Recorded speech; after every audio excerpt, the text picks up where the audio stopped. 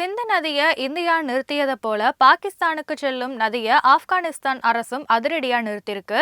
காஷ்மீர் பகல்காம்ல தீவிரவாதிகள் தாக்குதல் நடத்தியதை தொடர்ந்து ஆபரேஷன் சிந்தூர் மூலமா பாகிஸ்தான்ல இந்திய ராணுவம் தாக்குதல் நடத்தினுச்சு. மேலும் பாகிஸ்தானுக்கு செல்லும் சிந்து நதிநீரை நிறுத்தினது. இதன் மூலமா பாகிஸ்தானோட மேற்கொண்டு இருந்த 65 ஆண்டுகால ஒப்பந்தத்தை இந்தியா முறித்தது.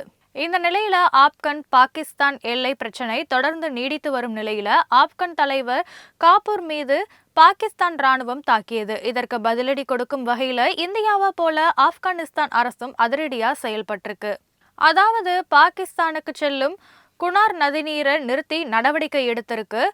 மேலும் இந்த ஆற்றுடைய குறுக்கே விரைவிலேயே அணைகள் கட்டி பாகிஸ்தானுக்கு செல்லும் ஒட்டுமொத்த தண்ணீரையும் நிறுத்த ஆப்கான் அரசு முடிவு செய்திருக்கு. இதனால குனார் நதி பாகிஸ்தானுக்குள்ள பாயும் அனைத்து பகுதிகளும் வறண்டு போகும் நிலை ஏற்படலாம்.